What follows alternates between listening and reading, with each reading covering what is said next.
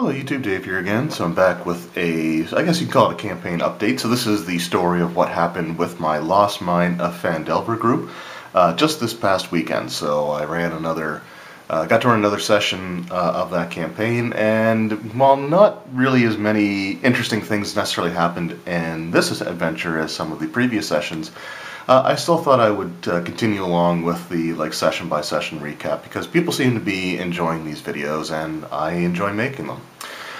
So I picked up pretty much exactly where I had left off from the last game. So the last game we had to wrap things up pretty quickly because I had a prior engagement later on that evening, so that was coming up very, very quickly. So the players had just rescued Gundren Rockseeker from the Cragmaw Castle. Now, it had been several weeks, I guess, or a few 10 days, couple of 10 days, from the time that the campaign started to the time that the characters finally made it to Wave Echo Cave. Now, I didn't want to have Gundren dead, but he was pretty badly beaten up, so throughout the various types of torture that he was subjected to, he had his legs shattered, and the bones had started to mend back together, but horribly wrong, so the character will basically always have a distinct limp from this point forward. And he also had one of his eyes removed, just cut out, basically trying to get information from him. So the characters rescued him and took him back to Phandelver, where they also continued to befriend the baby owlbear, the juvenile owlbear, that they freed from captivity in Cragmaw Castle. I created stats for the owlbear as a juvenile version of the owlbear, and I actually allowed the ranger in the party to use the owlbear as her new animal companion. And the reason that I did this was, and I know it's against the, it's not part of the rules or whatever, but honestly, I thought it would make for, kind of a cool animal companion. I modified the stats, so it's a lot, it's not as powerful as, the adult version, does less damage, has fewer hit points, stuff like that. But, I thought it would be, like I said, I thought it'd be cool. And the last animal companion that she had was an owl that got completely obliterated by the dragon's breath weapon. So I wanted to give her something that would be a little bit tougher and have it be the next evolution of her owl animal companion. So a reincarnated spirit or whatever. So I ended up giving the party basically the owlbear to have. So the characters make their way back to Phandelver with Gundren, and Gundren advises them that his brothers had set out for Wave Echo Cave, before he even arrived, or before he was even going to leave for Phandelver himself. So he asked the players to go investigate. So the players had found the map that leads to the location of Wave Echo Cave in Cragmaw Castle. But I also gave them what was basically one of the early maps that was made from the goblinoids when they first sort of made their way in. Just basically for a couple of reasons. Number one, it was a dwarven mine, so the legends would have some sort of idea of what the basic layout was. But number two is there's a lot sort of going on with the map, so I wanted to draw one out and at least give them sort of a starting area. So some of the most the earliest rooms, some of the most common places for them to go into, and have that prep work done, because it does take a little bit of time to draw the maps out. So I gave them a map that had sort of the earliest kind of rooms and areas drawn out. It's not an exact match to the one from the book, but that's fine. Everything's still gonna work out. All the rooms and stuff are still gonna be there. So the characters arrive. So this was the map that I had drawn out for them, just so you can kind of see it, and I added areas to it as they kind of explored. But anyway, so they arrived in the sort of the entryway, which was this natural cavern that the floor had kind of collapsed partially and created this like 20-foot deep pit. And in this pit, there are actually tunnels that led into the actual facility itself. So the characters get there, and in addition to like the natural features there was a camp set up for a couple of people, and there is a dwarf body there that's getting pretty badly decomposed, and it was one of the Gundren, or one of the Rockseeker brothers. So they realized they had sort of a description of what the two brothers looked like, and they were able to match him up, unfortunately. So as I was going through a description of what he had on him, the character actually had a set of magical boots. So it had been again probably a month for this body to be sort of decomposing there, or close to that amount. So all of like the clothes that he had on him was starting to get like moldy and musty and eaten away. But these boots were in like immaculate condition. So they had like no damage, no dirt, no nothing on them. So the characters sort of examined it, and they discovered that these boots were indeed a set of boots of springing and striding. So which I thought was it's always kind of a cool item. Although it's a bit disappointing that the item doesn't enhance your speed if you're already at a speed of 30. Like the 30-foot movement is where that's the movement it grants you. So if you're like a halfling or you're wearing heavy armor or stuff like that, it works okay. But for most of the characters in the group, they're all got a speed of 30 or even 35. So the boots wouldn't help there. What is cool is that you don't get your speed reduced for encumbrance or stuff like that. So I like that aspect of it. And of course, the ability to jump like 3 times your normal jumping distance. So the bard ended up taking the boots and tried to get as many opportunities to like jump to locations as possible. Now normally I think the jumping, like the vertical or the horizontal distance covered, I think it's normally a number of feet equal to your strength score. So 3 times his strength would be, I think he had a 15 strength, so like 3 times that would be up to 45 feet. The items describes that you can't jump further than your normal movement, which, again, kind of, it's okay, but why not let them get the most of that 3 times movement? So I basically made a sort of a house rule on the spot and told him that he could jump up to 30 feet horizontally without having to make any sort of checks. He can just do it because like the boots grant him that. If he wanted to go beyond that, he could jump up to 45 feet, but he would have to make an athletics check in order to actually properly accomplish.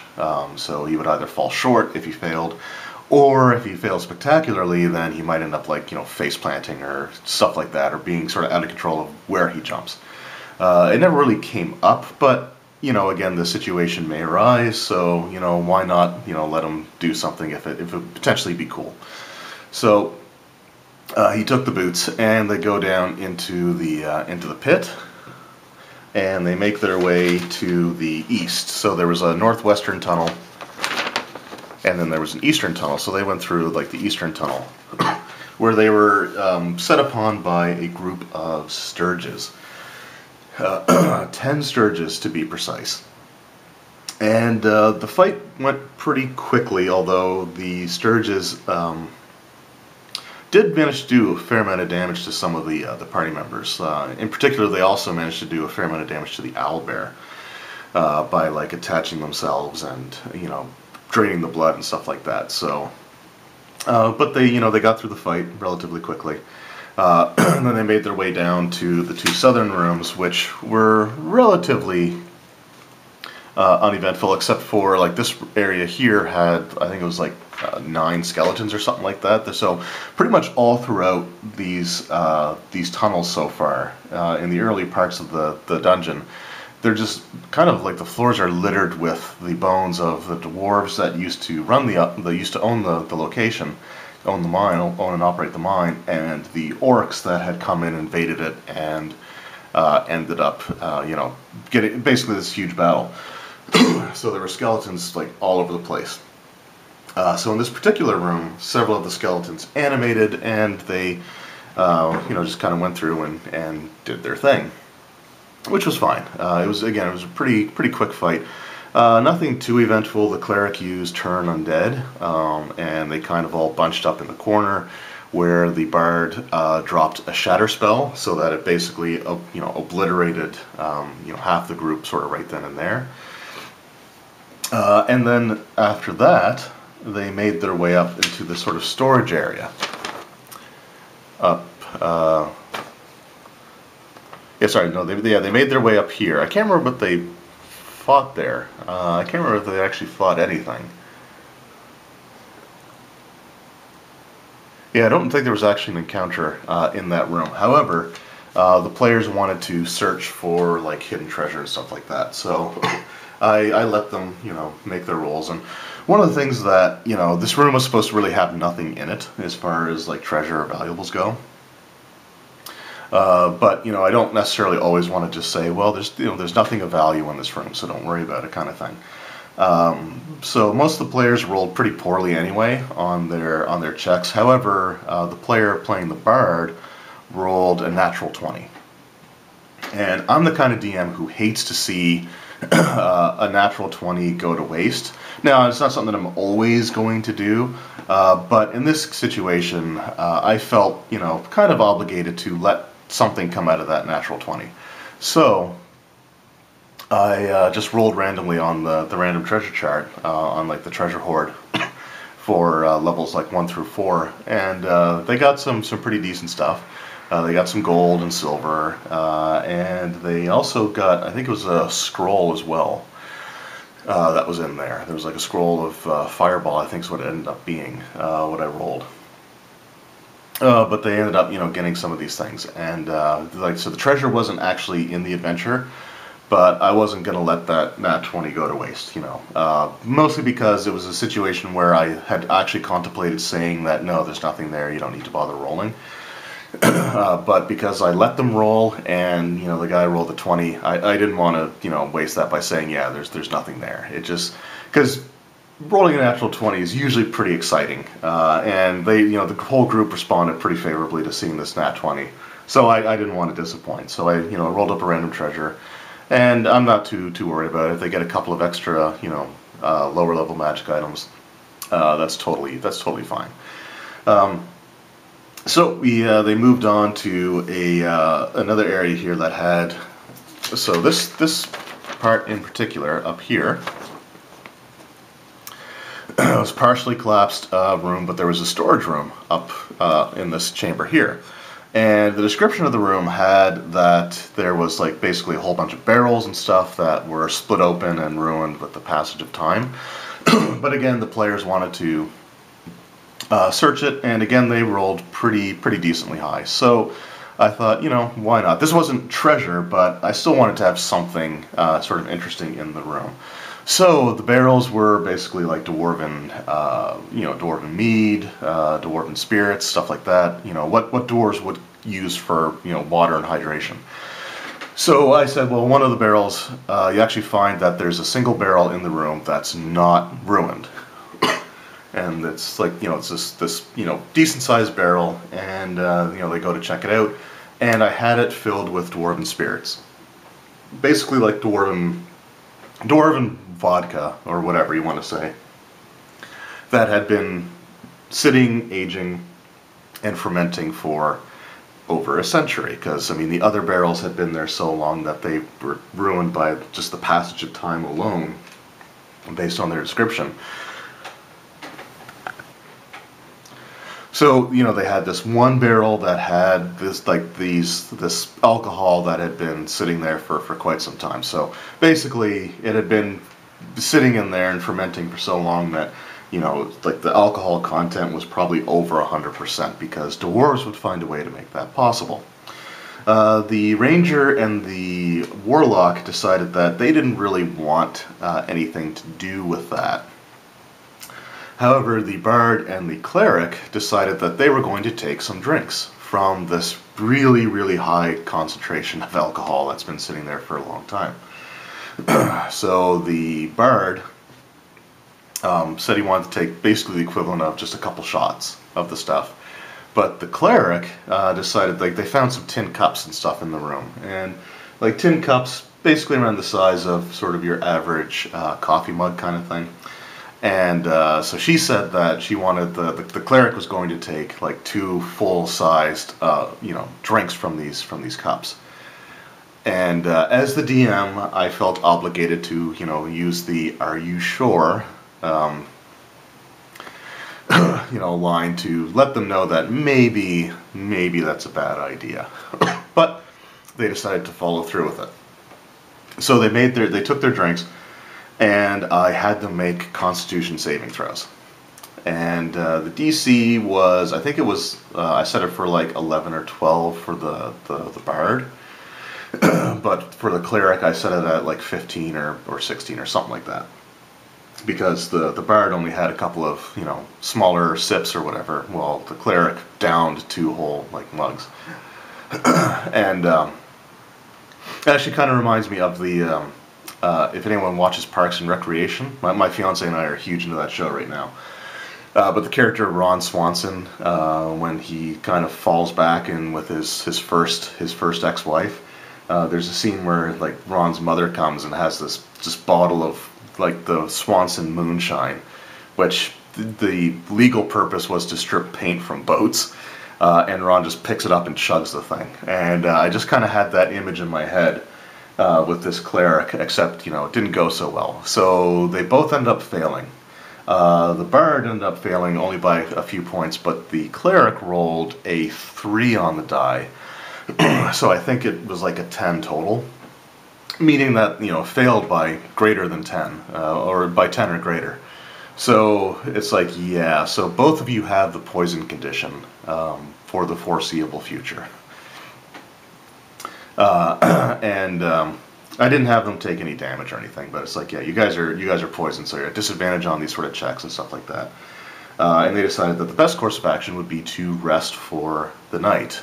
Basically, they were going to just sleep in that room and try to sleep it off. So they did that, and with the way that they kind of failed their saving throws and the condition and everything, it's like, so you guys are passed out, like you're out, at this point in time. So I rolled for a random encounter, and I rolled a random encounter. I ended up rolling a group of 3 bugbears that ended up finding the group, and part of the reason why I decided to go ahead with that encounter was that you got to teach at some point, because these are relatively new players for the most part. So, they reach the point where sleeping in the dungeon can be a bad idea. And that's kind of what happened here. The Bugbears saw the signs and remnants of the characters' interactions with other rooms in the dungeon complex, so they were using stealth. And I rolled pretty good on my stealth. So the only character that was actually awake at this point in time was the Warlock, because the ranger was sleeping.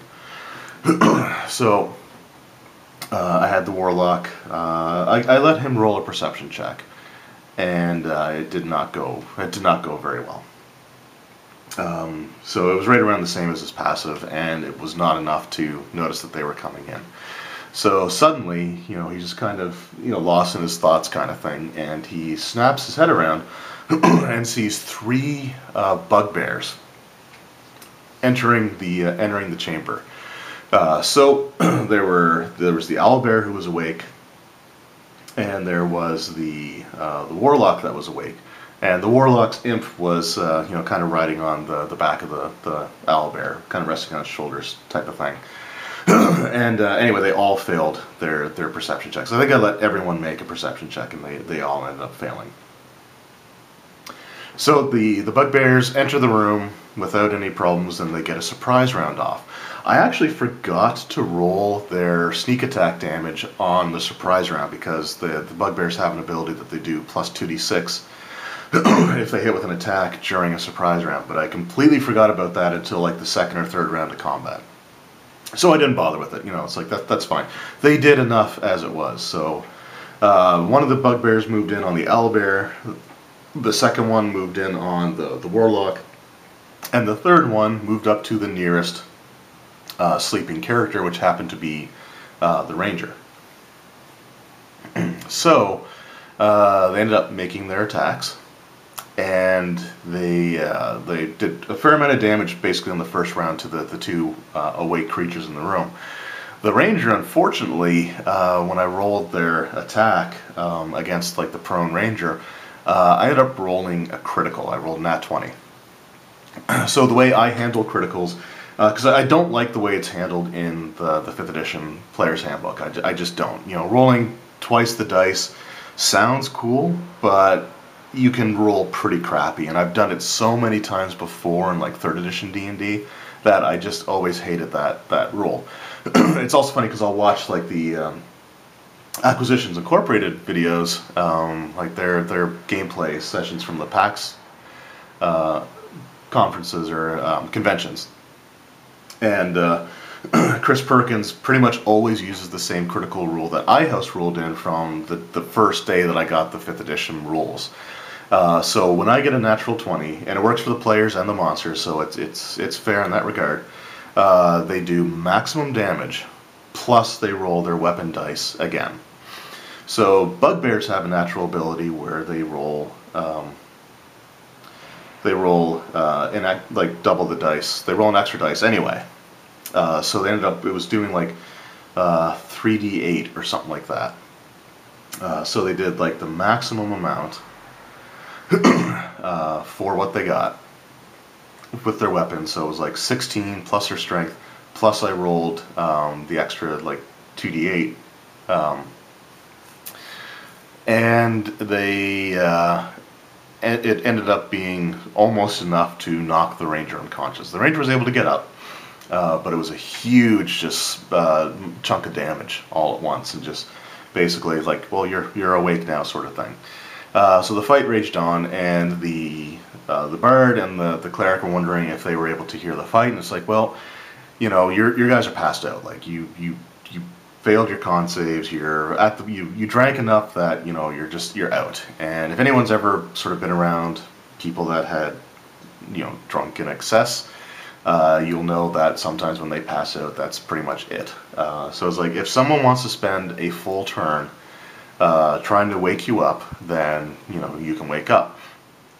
But I mean, like the cleric was completely done. Like, this is, even with that, I was like, you know, unfortunately the cleric failed her save so bad that she's just going to be completely out. But if someone wants to spend a turn trying to wake you up, then that's fine by, you know, like vigorously shaking you, kind of thing. But, you know, they ended up having the fight pretty much in hand. They defeated the Bugbears, and, you know, that was it. So the drunk characters woke up the next morning, and they see like the puddle of blood on the floor, the bugbear bodies on the floor, partially eaten by the owlbear, and they're like, "Wow, how was your night?" sort of thing. So after that, they, you know, kind of rested up, and I let the other characters get a full rest in, you know, after that fight. So anyway, they make their way into this area here, which is filled with poisonous fungus. And so these little colored areas here were like patches of this fungus that were just kind of puffing spores into the air. And the way that it works is that you can't move through. If you move through the room, you have to make a Constitution saving throw to avoid getting poisoned. Now, after the characters rested, I'll just roll back a little bit. After the characters rested, I advised them that they were hungover. So essentially, what that meant was I actually gave them advantage on perception checks versus anything that requires sound, because, you know, when you're hungover, loud noises really bother you, and you're more prone to them.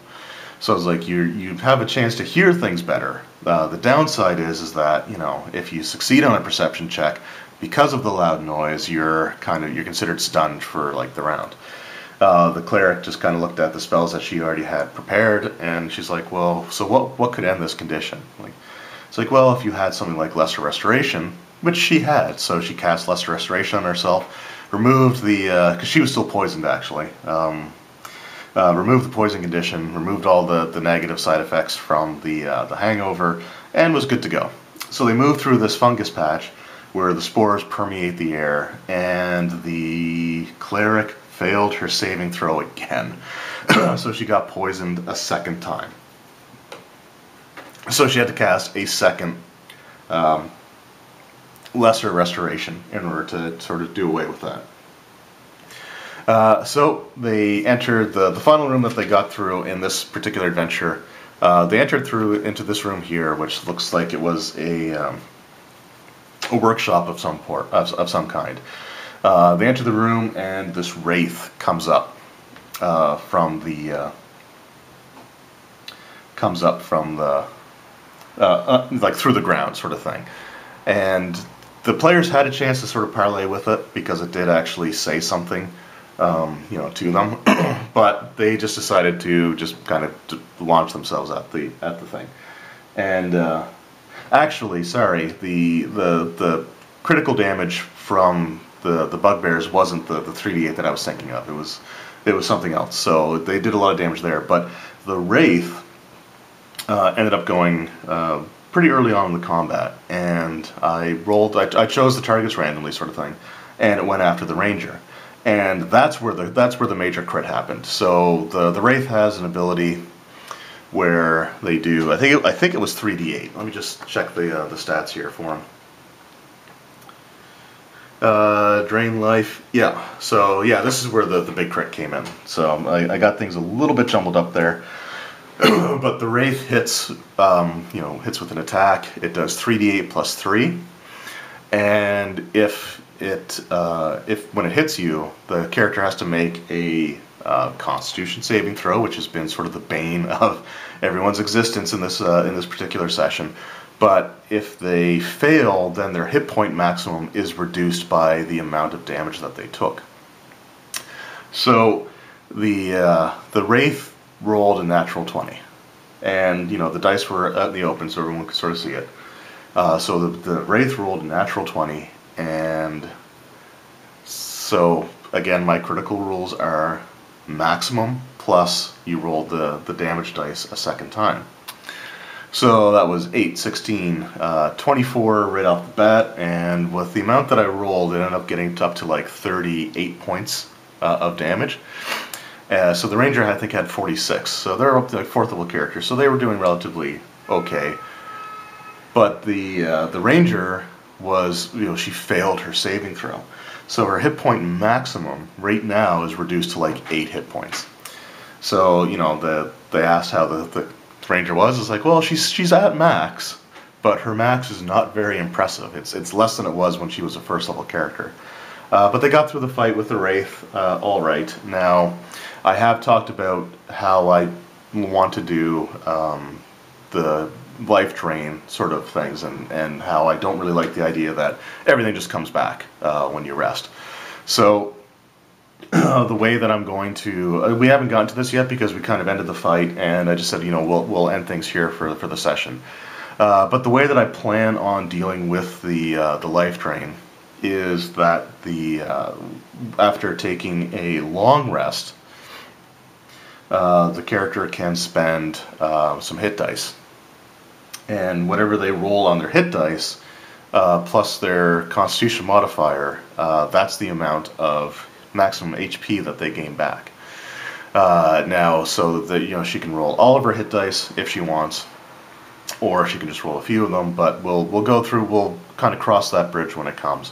But essentially, I don't just want it to be a situation where they rest for a night and then everything comes back. I never liked that aspect of how the ability worked in 5th edition. Like I said, I made a whole video about it. So I'll have her spend hit dice to increase her maximum hit points until she's sort of back at her normal maximum. So we'll see how that ends up playing out over the course of the next session. But anyway, that was the recap of what happened in this particular session.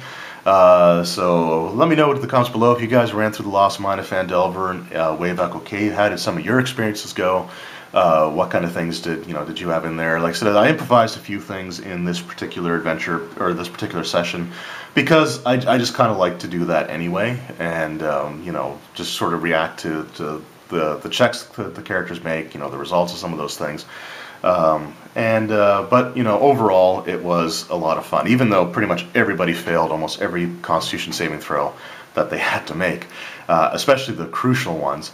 But it was still a lot of fun. Anyway, thank you guys very much for watching. I hope you enjoyed the video. I hope you've enjoyed the series so far.